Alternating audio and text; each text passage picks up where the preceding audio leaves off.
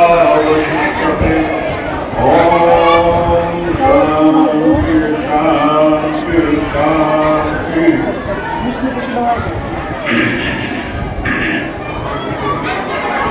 बोधेगाव दैवत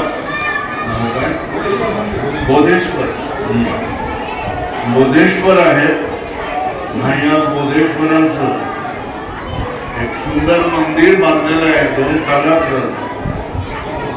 तशा तऱ्हेने पूर्वीच्या काळामध्ये मंदिरं असायची, खाली माणसं बसायची आणि वरही माणसं बघायला उभी राहू शकत असायची. जुन्या पद्धतीचे हे नवीन मंदिर आहे. म्हणजे सिमेंट कॉन्क्रीट कॉलम बीम टाकून बनवलेलं आहे. जुन्या शैलीचे मंदिर आहे. आणि या तुमच्या मंदिरात आल्यानंतर झाला एवढी सगळी मंडळी कलशारोहण समारंभ होणार आहे. त्याच्यासाठी सगळी मंडळी जमलेला आहात. तर त्या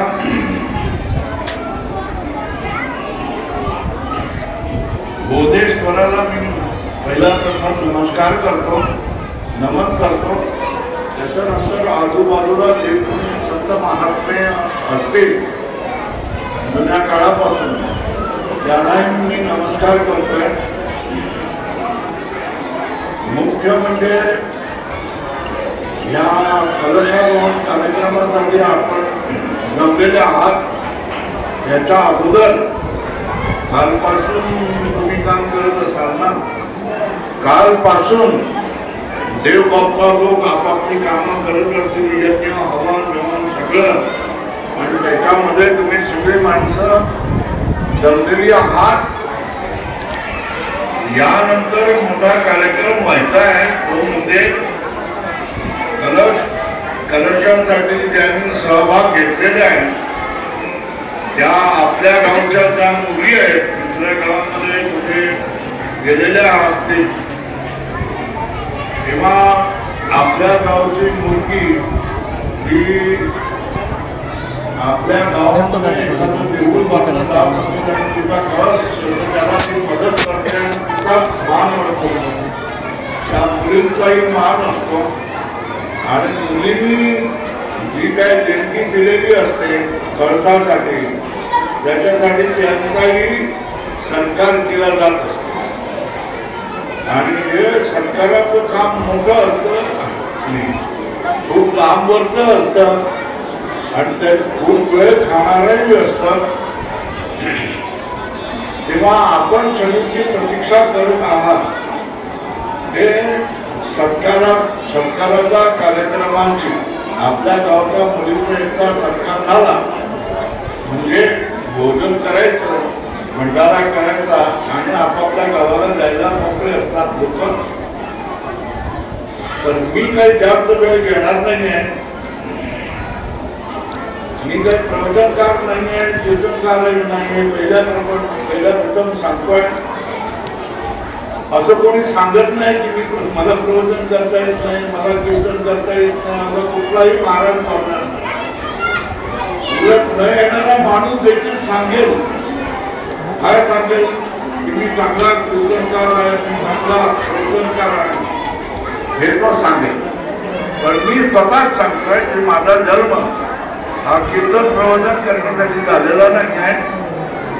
ह्या जन्मामध्ये येऊन मी पुरुषार्थ केलेला आहे स्वतःची मुक्ती करण्याचा. संसाराच्या बंधनामधून कसं मुक्त येईल हे आम्ही शिकलो, समजून घेतलं, हे आम्ही अनुभवलं. आणि आता तुमच्या समोर बोलत असताना देखील मी अधिकाराने हक्काने सांगू शकतो की मी मुक्त झालेलो आहे. देवाने मला मुक्त केलेलं आहे. देवाचा माझ्यावर अनुग्रह झालेला आहे. देवाने माझ्यावर दया केलेली आहे.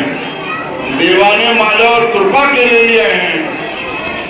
आणि याची देही याची डोळा मुक्तीचा सोहळा, भोगू मुक्तीचा सोहळा, याप्रमाणे आपण मुक्त झालेलो आहोत. याचा अनुभव आम्हाला आलेला आहे आणि यासाठी आम्ही ऋषिकेश सारख्या हिमालयामध्ये फिरलो, यासाठी या वेशामध्ये आम्ही आलो आणि यासाठी या वेशामध्ये राहून आता दुसरं काही काम उरलेलं नाही। तेव्हा लोकांना परमार्थ सुची चौथी घेऊन या आपल्या हाती, निघाला भक्तिपंथी जगात देतो, हे ज्ञानेश्वर महाराज म्हणतायत। मोक्ष तुम्हाला प्राप्त झालेला आहे, तुम्ही मुक्त झालेला आहात, तर रानावनामध्ये जाऊन एकटं दुसऱ्यांना देखील तुम्ही वाटा, हे ज्ञानेश्वर महाराज आम्हाला सांगतायत। आम्हाला ज्ञानेश्वर महाराजांची संतांची आज्ञा ही आहे की तुम्ही मुक्त झालात, देवाची कृपा तुमच्यावर झाली, देवाने तुम्हाला मुक्त केलं, याची देही याची डोळा, मुक्तीचा अनुभव तुम्हाला आला, तर जे शिक्षणामुळे ज्या ज्ञानामुळे तुम्हाला हा अनुभव आलेला आहे ते भक्ती आणि ज्ञान तुम्ही दुसऱ्या लोकांनाही वाटा, हे गुप्त ठेवू नका, तुम्ही त्याच्यामध्ये ठेवू नका, त्याच्यावर सापासारखे वर बसू नका, तर ते खोलून चोरी बांधी करून ते सगळं खोलून दुसऱ्या लोकांना द्या। याच्यासाठी तुम्ही जर लाडे वडगावला कधी त्या बाजूला आलेला असाल आडस रोडवरून पुढे, तर त्या ठिकाणी वेदांत साधना स्थळी गुरुकुल ट्रस्ट अशा तऱ्हेने एक आश्रम आहे आणि त्या आश्रमामध्ये आम्ही जीव आणि ब्रह्माची एकता, मुक्त कसं व्हायचं, जीवाने बंधनातून कसं सुटायचंय, तर तुकाराम महाराज आपल्याला सांगत असतात की आपली आपण करा सोडवण, संसार बंधन थोडा वेगी। आणि या दुःखाचा अनुभव प्रत्येकाला आहे, प्रत्येकाला असतो आणि प्रत्येक जण प्रत्येक दिवशी रडतच असतो, दुःखमय झालेला असतो। रामदास महाराज म्हणतात, जगी सर्व सुखी असा कोण आहे, विचारी मना तोची शोधोनी पाहे। जगामध्ये सर्व सुखी कोण आहे हे विचारून बघ, जगामध्ये कोणीही सर्व सुखी नाही, पण ज्याने देवाशी संबंध ठेवलेला आहे, ज्याने देवाबरोबर आपला संबंध जाहीर केलेला आहे,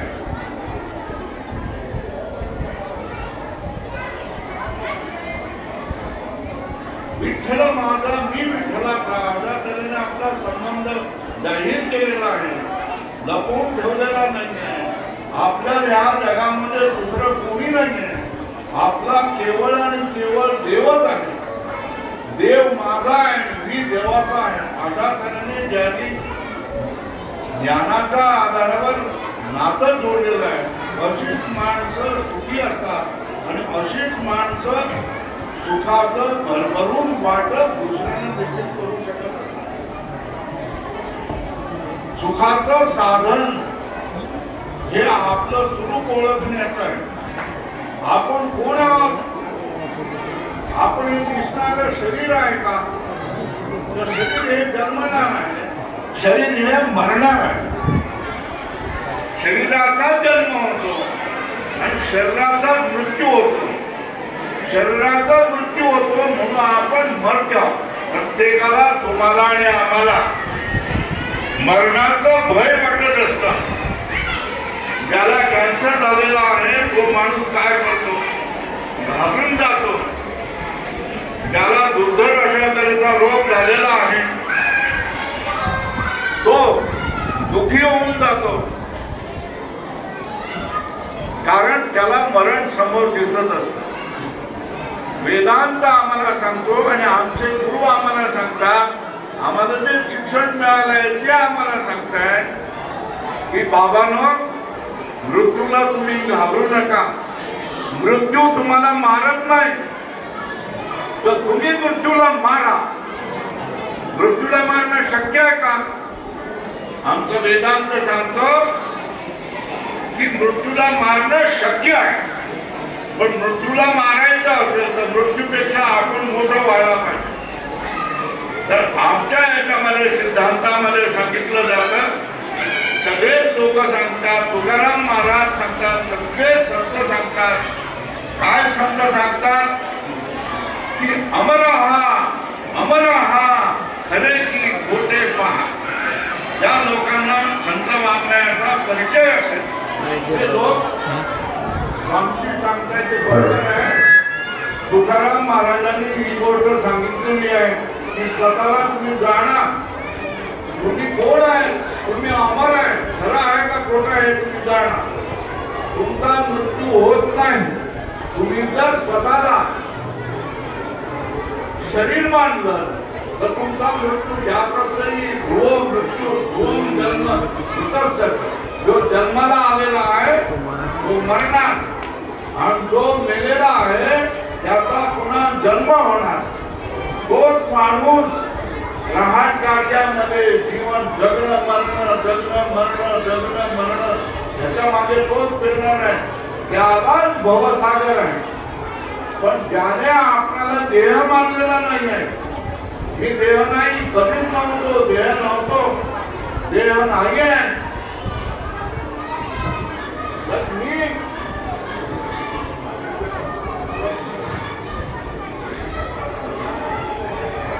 मी देह नाही आहे, मी सच्चिदानंद घन वो आत्मा आहे, मी आत्मतत्व आहे.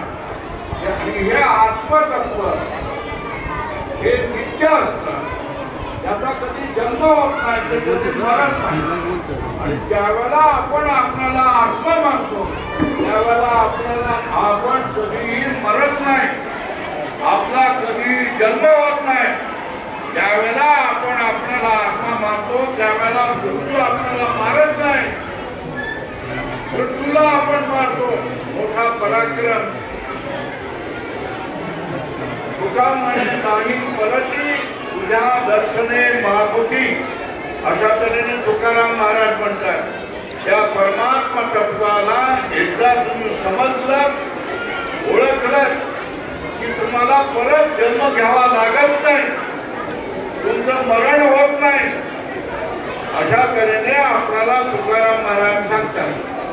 तेव्हा या जन्मामध्ये आपल्याला अशा तऱ्हेचा पराक्रम करायचा, मृत्यूला मारायचंय.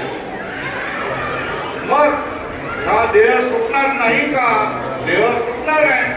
हा देह सुटणार आहे, पण पंचमहाभूताकडून हा उद्धार आपण पृथ्वी जल वायू आकाश यांच्यापासून एक एक कण घेत घेत हे शरीर बनलेलं आहे. जी उधार घेतलेली गोष्ट आहे ती आपल्याला परत द्यावीच लागते, तेव्हा हे शरीर सोडावं लागणार आहे. शरीर सोडलं तर ते जाणार कुठे? पंचमहाभूतामध्ये जाणार. पण राहतो कोण शिल्लक? आपण अमर जो आत्मा आहे, हा अमर आत्मा आपण शिल्लक राहतो. किंवा जर आपल्याला आपण अमर आत्मा मानला तर आपला जन्मही नाही आणि मृत्यूही नाही. जर आपल्याला अमर आत्मा जर मानला तर ती स्त्री नाही, ती पुरुष नाही, मी म्हातारा नाही, मी बालक नाही, मी सच्चिदानंद जनक आत्मा आहे. आयुष्याच्या साधने सच्चिदानंद पदवी घेणे, अशा तऱ्हेने तुकाराम महाराज सांगतात. आयुष्यभर तुम्ही जे काय कार्यक्रम कराल, तुम्ही जे काय भक्ती कराल, तुम्ही जे काय ज्ञान कराल, या ठिकाणी तुम्हाला सच्चिदानंद ही पदवी मिळाली पाहिजे. आणि ही पदवी तुम्ही घ्यायची नाही.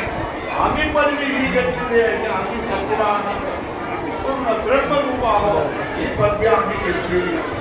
पण ही पदवी घेण्यासाठी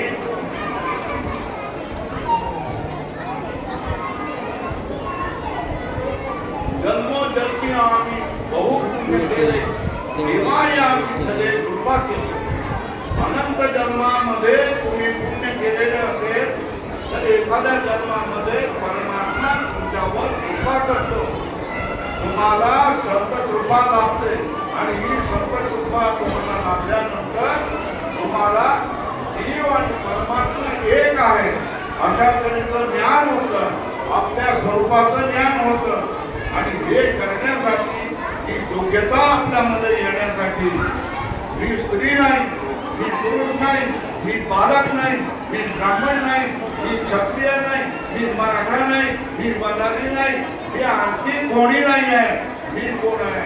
सच्चिदानंद आत्मा आहे.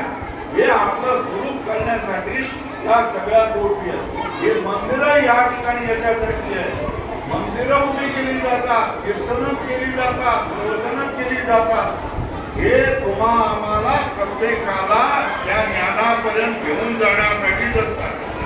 सर्वं कर्माखिलं पार्थ ज्ञाने परिसमाप्यते. हे तुम्ही कीर्तन प्रवचन जप तप सगळं जे करतात ते तुम्हाला त्या ज्ञानामध्ये परिवर्तित झालं पाहिजे, याच्यासाठीच असतं. ज्ञान झाल्याने माणूस पाहणा होतो, माणसाला आपलं स्वरूप कळतं. पण ते ज्ञान प्राप्त होण्यासाठी पहिल्यांदा तुम्ही भक्ती केली पाहिजे. आणि भक्ती करण्यासाठी जागोजागीला पंडित लोक बसलेले असतात, ब्राह्मण लोक बसलेले असतात, देवळं उभी केली जातात, सप्ताह उभे केले जातात, जन्मोत्सव केले जातात.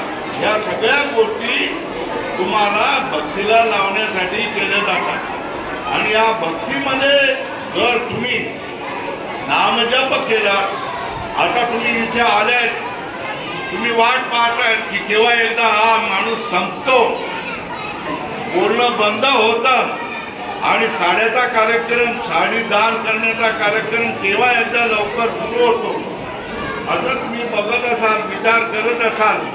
आणि त्याच्यानंतर भोजन करून आपण घरच्या कामाला लागून जातो, हे तुम्ही मनामध्ये विचार करत असाल. पण एवढ्याच कामासाठी आपण इथे जमलेलो नाही आहे. सगळ्या लोकांचा हेतू हे आहे की जशा तऱ्हेने संत लोक देवपदाला पोचले, तशा तऱ्हेने तुमच्यामधल्या प्रत्येकामध्ये देवत्वाचा अंश आहे आणि प्रत्येक जण देवत्वाला पोचू शकतो. पण आपलं देवत्व आहे हे जागृत करावं लागतं. एवढी एक खिंडी असते, त्या खिंडीला आपण फुंकर घालतो, त्याला लाकडं लावतो आणि पेटवतो. पेटवल्यानंतर मग मोठी लाकडं लावतो, मग मोठा अग्नी होऊन जातो. तशाच तऱ्हेने तुमच्या अंगामध्ये, तुमच्या हृदयामध्ये जे चैतन्य तत्व आहे त्यांना तुम्ही फुंकर घाला, त्यांना तुम्ही मोठे घ्या, म्हणजे तुमच्यामध्ये सुद्धा संतत्व येऊ शकतं, देवत्व येऊ शकतं. आपल्या आतमध्ये असणारे देवत्व, या देवत्वाची तुम्ही काय करा, जागृती करा. आणि ती जागृती करायची असेल तर तुम्ही आता असं नाही खाल्लं पिल्लं गेलं, ऐकलं ह्या कानाने आणि त्या कानाने सोडून दिलं, अशा तऱ्हेचं गोष्ट नाही आहे.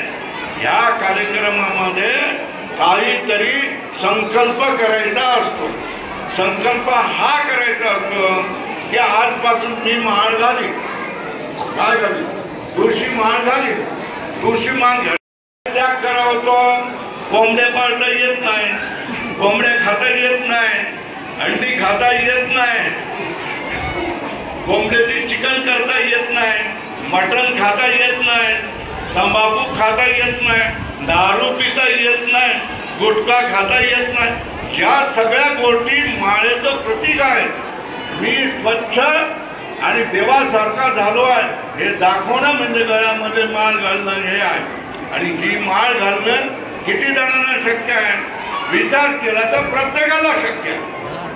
पण त्याच्यासाठी हा त्याग केला पाहिजे की आजपासून मी प्राण्याची हत्या करणार नाही. आजपासून मी ज्याने कोणी प्राण्याची हत्या केली आहे त्याचं मांस मी खाणार नाही.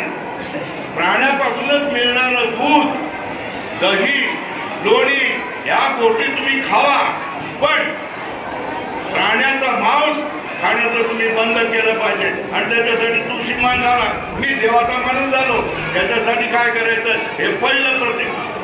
दुसरी गोष्ट, तुमच्या जीवनामध्ये रोज सकाळी मी नाम जप करीन अशा तऱ्हेने संकल्प करा. माझ्या मरायच्या पूर्वी मी 1 कोटी जप करीन अशा तऱ्हेने म्हाताऱ्यांना संकल्प करता येत नाही का? म्हाताऱ्यांना संकल्प करता येत नाही का?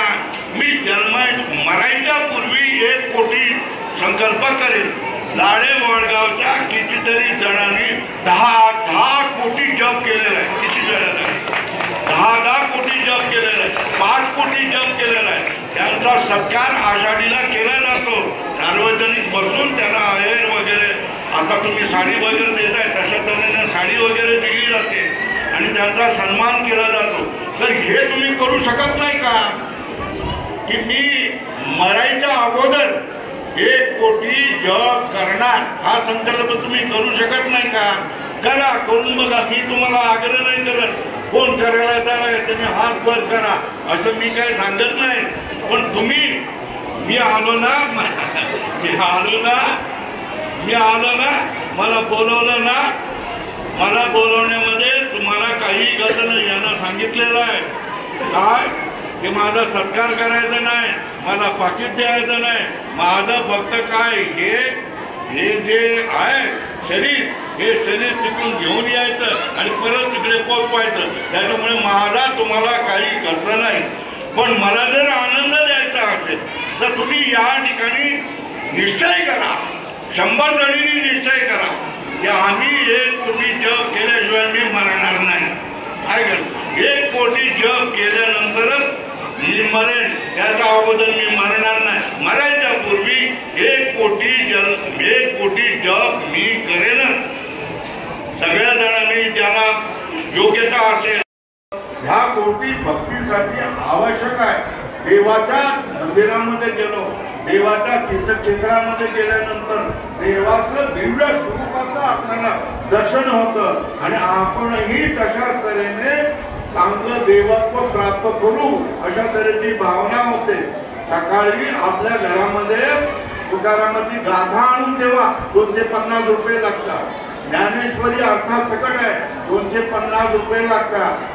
भगवद्गीता हे ग्रंथ प्रत्येकाने आणून घ्या. आपापल्या शहरात ज्या शिकलेल्या बाया आहेत, 10वी 12वी शिकलेल्या महिला आहेत, त्यांनी तरी हा निर्णय घ्या की माझ्या घरामध्ये मी काय करेन, भगवद्गीता आणून ठेवीन, मी गाथा आणून ठेवीन, मी ज्ञानेश्वरी आणून ठेवीन. हा निर्णय तुम्ही करा. ते ग्रंथ तुम्ही वाचलात तर तुम्ही वाचून जाल, मरणापासून तुम्ही वाचून जाल. आणि नाही वाचलात तरी तुमच्या घरामध्येच कल्याण येईल. तुमच्या घरामध्ये चांगला कल्याणाचा वास येईल. तुमच्या घरामध्ये त्रास कमी होऊन जाईल, क्लेश कलह या सगळ्या गोष्टी कमी होऊन जातील. केवळ ग्रंथ नसतात तर ते तुमच्या मनावर परिणाम करणारे असतात. वाचलात तर तुमचं आणखी कल्याण होईल. हे झालं. तीर्थक्षेत्रामध्ये जावा. एवढ्या 4च गोष्टी मी तुम्हाला सांगतोय, जास्त भागावर गोष्टी सांगत नाहीये. आल्या मुली आल्या, माहेराला मुली आहे ना, माहेरच्या देवळाला कळस चढवण्यासाठी मुली आलेल्या. या सगळ्यांनी आपापल्या गावामध्ये जाऊन याच ठिकाणी निश्चय करावा.